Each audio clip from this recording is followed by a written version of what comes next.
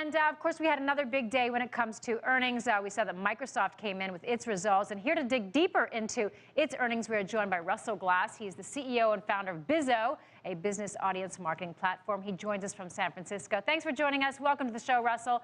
Microsoft shares rallied in the after hours post earnings. What are investors excited about? I mean, I think everybody is surprised. I think everybody is excited that Microsoft's outperforming what expectations were. I, for one, am surprised that Microsoft's selling anything anymore. So to see these kind of earnings is pretty great. Now, while the company beat on earnings and revenue, sales of its operating system, Windows, which is its cash cow, really fell 7% in the quarter. What does this tell us about the PC market? I mean, is it safe to say it's going the way of the dinosaur? Yeah, I mean, I think it's hard to look past this quarter. You know, when you look at the trends that are out there, Microsoft just is not very well positioned. So while I think this might show us how well entrenched Microsoft is in the market and what a great position they've had in the past, I don't think it is indicative of what's going to happen in the future. Microsoft still has some really serious problems that, you know, is not going to enable them to be very competitive in the future. Okay, well, one area that really skyrocketed was its search revenue. Bing, it was up a whopping 47%. What's going on there? How come it was up so much?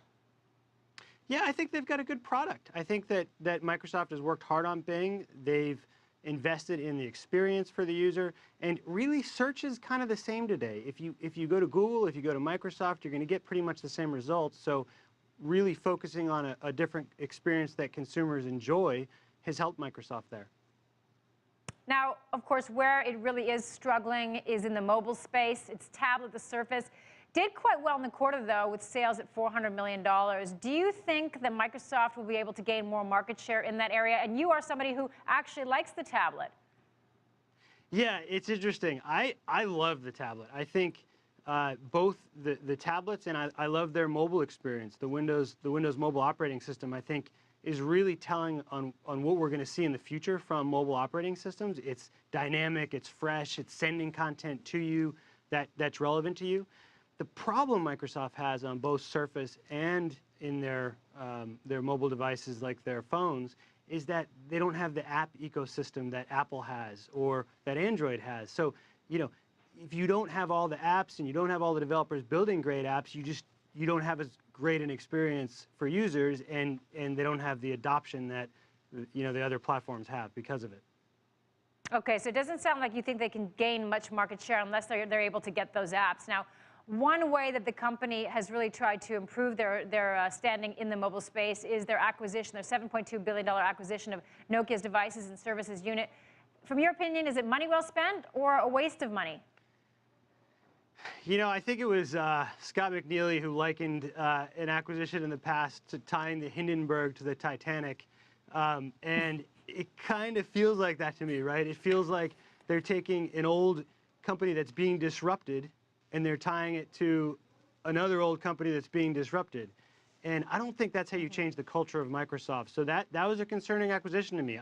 I'd much rather see them acquire Twitter, for example, or somebody who's really innovating and changing the way we communicate, changing the way we use technology versus a company that's really struggling like Microsoft is. Okay, well, you know, one of the big questions, of course, concerning Microsoft is who will replace outgoing CEO Steve Ballmer. And one name that's being bandied about recently is Ford's CEO Alan Mulally. Do you think he's someone who's innovative enough to turn the company around, or should they be looking for fresh blood, someone that we don't know as well, is not as entrenched? Yeah, I mean, I'll stay on theme here. I think he's done a great job at Ford. I don't think he's the right fit that I would look for as Microsoft's board to refresh that brand and really be innovative again. I think, you know, he, again, has done a tremendous job in the past, but Microsoft needs big change. They need to change the culture of the company moving forward. All right, so they got to cast a wider net. Thank you so much, Russell. That was Russell Glass, the CEO and founder of Bizo.